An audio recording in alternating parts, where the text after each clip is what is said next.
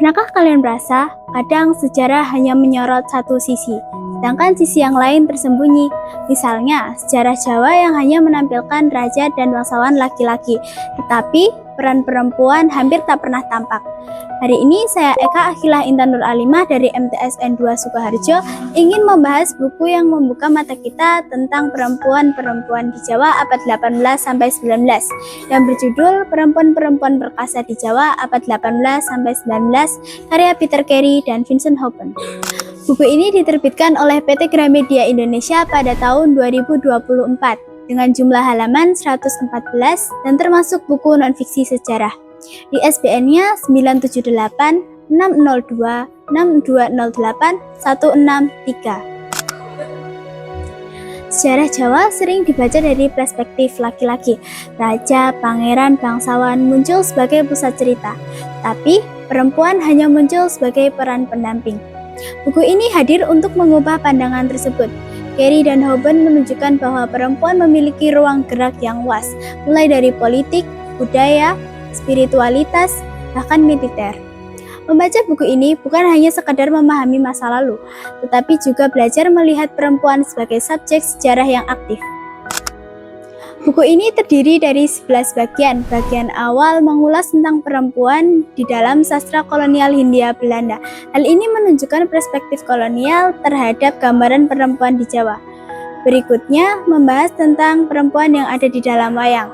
Ini menampilkan tokoh yang cerdas, berani, dan setia.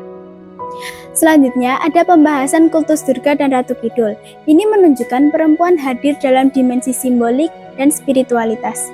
Buku ini juga menampilkan perempuan prajurit, elit keraton, hingga tokoh sejarah seperti Raden Ayu Yudokusumo dan Nyai Ageng Serang. Kelebihan buku ini adalah memiliki tema penting dan unik. Penulis memiliki perhatian kuat terhadap sejarah Jawa. Susunan bukunya menarik karena menampilkan banyak perempuan Jawa dari berbagai sisi, tidak hanya sebagai pahlawan atau korban.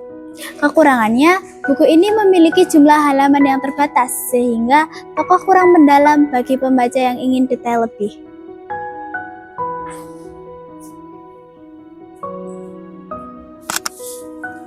Kekuatan buku ini adalah berhasil mengubah anggapan bahwa perempuan Jawa pasif. Penulis menunjukkan perempuan memiliki ruang gerak luas, seperti pewaris, penjaga wangsa, penghubung politik, tokoh budaya, pendidik, pecinta sastra, bahkan prajurit. Perkasa tidak selalu berarti tentang perang, tetapi juga bisa mempertahankan martabat, tradisi, dan nilai agama. Penulis menaruh perempuan dalam struktur masyarakat seperti keraton, pedesaan, hingga budaya sebagai pelaku yang mempunyai pengaruh nyata.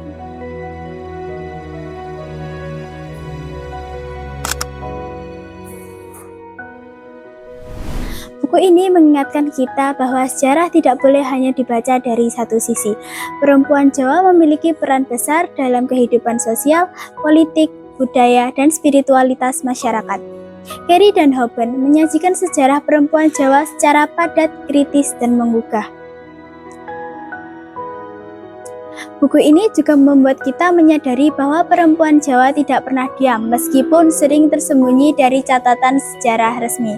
Secara keseluruhan, buku ini baik dibaca dan direkomendasikan dari kalangan pelajar, mahasiswa, guru, maupun masyarakat umum.